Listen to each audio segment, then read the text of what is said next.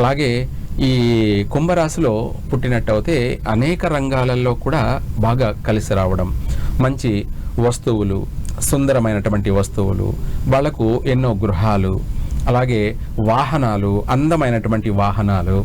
అంటే ఇప్పుడు ఒక వాహనం వాడారంటే మళ్ళీ ఆ వాహనాన్ని అమ్మేసి మరి ఇంకా దానికంటే మంచి వాహనాన్ని కొనడం, దాన్ని కొద్ది రోజులు అనుభవించడం, ఇట్లా అనుభవించు రాజా అన్నట్టుగా వాళ్ళ జీవితం అంతా కూడా 3 పువ్వులు 6 కాయల్లా విశేషంగా. అలాగే ఇందాక చెప్పుకున్నాం, పువ్వు పుట్టగానే పరిమళిస్తుందని వాసన, వాళ్ళ పుట్టగానే వాళ్ళ యొక్క పేరు ప్రఖ్యాతలు, వాళ్ళ యొక్క దాన ధర్మాలు, అంటే 10 మందిలో ఒక గుర్తింపు పొందే విధమైనటువంటి అభివృద్ధి ఉంటుంది విశేషంగాను. కాకపోతే వాళ్ళకి చిన్న చిన్న బాలారిష్ట దోషాలు ఉంటుంటాయి, అయినా కానీ ఎన్నైనా కానీ కవర్ అవుతూనే వస్తూ ఉంటాయి. అభివృద్ధి విషయంలో విశేషంగా ఉంటుంది అనేక విషయాలలో కూడా. అదేవిధంగా గురువుగారు, చంద్రుడు మీనరాశిలో ఉంటే లక్షణాలు ఏ విధంగా ఉంటాయి, వారి జీవితంలో ఎత్తుపల్లాలు అనేవి ఎలా ఉంటాయి? మీరు అన్నట్టుగా మీనరాశిలో చంద్రుడు ఉన్నట్టయితే అదే లగ్నమైన, అలాగే లేదా అది ఏ స్థానాన్ని బట్టి అనేదానికి మనము ఓవరాల్గా చూసుకుంటే మీనరాశిలో చంద్రుడు, ఇప్పుడు ఎగ్జాంపుల్ మనకు రేపు ఈ ఉగాది ముందు కానీ మీనరాశిలో చంద్రుడు రాబోతున్నాడు. అయితే చంద్రుడు ఒక్కడే మీనరాశిలో ఉన్నాడా అంటే దాదాపు అక్కడ సూర్యుడు, అలాగే రాహు, శుక్రుడు వీళ్ళందరూ కలిసి ఉన్నారు. అయితే ఇక్కడ రాహు చంద్రుడు కలవడం వల్ల మీనరాశిలో వాళ్ళతో పాటు సూర్యుడు కూడా ఉండడం వల్ల ఏమంటారంటే అన్ని ఉపద్రవాలు సంభవించబోయే అవకాశం ఉంది.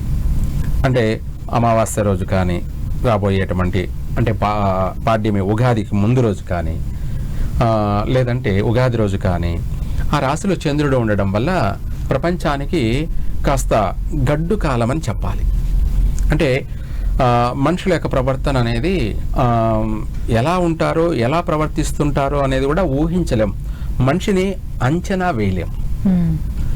అదే మనిషిలోని మర్మము, నీళ్లలో లోతు తెలియదు, మానులో తొర్ర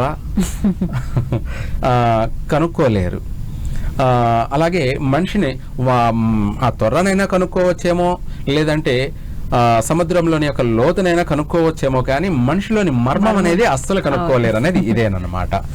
ఎందుకంటే వాళ్ళ యొక్క విధి విధానాలు వాళ్ళ చేతుల్లో కంట్రోల్ ఉండదన్నమాట. వాళ్ళ యొక్క మార్పులు చేర్పులు అనేది గాలి కంటే వేగంగా జరుగుతూ ఉంటుంది. వాయువేగం అంటాం కదా, వాయువేగం అనేటప్పటికీ వాయువేగం కూడా తక్కువే, వీళ్ళ మనసు అంత ఊహించని వేగంగా ఉంటుంది. క్షణంలో మారిపోతూ ఉండడం అనేది ఆ విధంగా మీనరాశిలో రేపు చంద్రుడు రాబోతున్నాడు. దాని ప్రభావం ఏంటంటే ప్రపంచంలో భూకంపాలు సంభవించే అవకాశం ఉంది. అంటే గురువుగారు, మీరు చెప్తున్నారు కాబట్టి అడుగుతున్నాను, ప్రపంచం మొత్తం ప్రజల్లో ఉన్న సందేహం ఇదే. సముద్రం వెనక్కి వెళ్ళిపోవడం, సముద్ర తీరంలో మట్టి నల్లబడిపోవడం, నీళ్లు రక్తపు రంగులో కనిపించడము, అలాగే సముద్ర గర్భంలో ఉండాల్సిన జీవులన్నీ కూడా బయటకు వచ్చి చనిపోవడము, నిజంగా ఇవి ఏదో జరగబోతుంది అని ముందే తెలిసే ఈ పరిణామాలు చోటు చేసుకుంటున్నాయా? ఎలాంటి ఉపద్రవాలు రాబోతున్నాయి? మీరేం చెప్తారు? చాలా మంచి మాటే మనం చెప్పుకుంటున్నది ఇప్పుడు ఆయన గురించే, చంద్రుడి గురించే. అలాగే మనం మీనరాశిలో కూడా చెప్పుకుంటున్నాం. అయితే కుజుడు కర్కాటక రాశిలో ఉండడం, అలాగే చంద్రుడు మకర రాశి, కుంభరాశి, మీనరాశిలో సంచారం చేయడం, అది కూడా నూతన సంవత్సరం కావడం వల్ల ఏంటంటే చంద్రుడు రాహుతో కలిసి, అలాగే శుక్రుడితో కలిసి, బుధుడితో కలిసి, చంద్రుడితో కలిసి, అదే చంద్రుడు సూర్యుడితో కలిసి ఇవి ఉండడం వల్ల సముద్ర ప్రళయాలు సంభవించే అవకాశం ఉంది. అంటే సముద్రాలు ఉప్పొంగడం, లేదంటే సముద్రాలు ఇంకిపోవడం. ఈయన చంద్రుడు సముద్రకారకుడు. అలాగే ఆ సముద్రాలలో వింతలు, విచిత్రాలు పుట్టడం, సంభవించడం. ఎక్కువగా సముద్రంలోకి వెళ్ళే వాళ్ళు చాలా జాగ్రత్తగా ఉండాలి.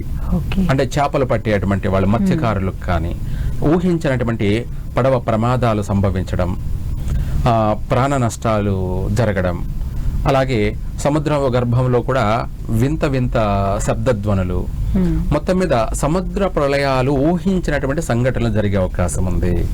ఇటువంటి ఎండల కాలంలో కూడా వర్షాలు పడడం, సముద్రాలు ఉప్పొంగడం అని కానీ, సముద్రాలు లేదా ఇంకిపోవడం కానీ, మంచు పర్వతాలు కరిగి సముద్ర ప్రళయాలు సంభవించడం కానీ, సముద్రంలోనే ఉన్నటువంటి వింత వింత జీవులన్నీ కూడా బయటికి రావడం కానీ, ఇంకా చెప్పాలి అంటే సముద్రంలో కూడా ఏలియన్స్ అనే వాళ్ళు ఉన్నారు, వాళ్ళు కూడా బయటికి రావడం కానీ, ఇంత వింతలు విచిత్రాలు అయితే మొత్తం మీద ఈ సంవత్సరము భూకంపాలతో కూడుకొని, సముద్ర ప్రళయాలతో, సునామీలతో కూడుకొని కానీ, లేదా అధికమైనటువంటి ఉష్ణము, తాపం అంటే నీరు దొరక్క కాస్త ఇబ్బంది పడడం, నీరు ఇప్పుడు కొనాలంటే విపరీతంగా మారిపోయే అవకాశం ఉంది, అలాంటి ఉపద్రవాలు సంభవించడం కానీ, అలాగే ప్రపంచంలో రాజకీయాలలో పెను మార్పులు సంభవించడం కానీ, ప్రజలలో కూడా పెను మార్పులు సంభవించడం కానీ, ఈ చంద్రుడు కారణం వల్ల,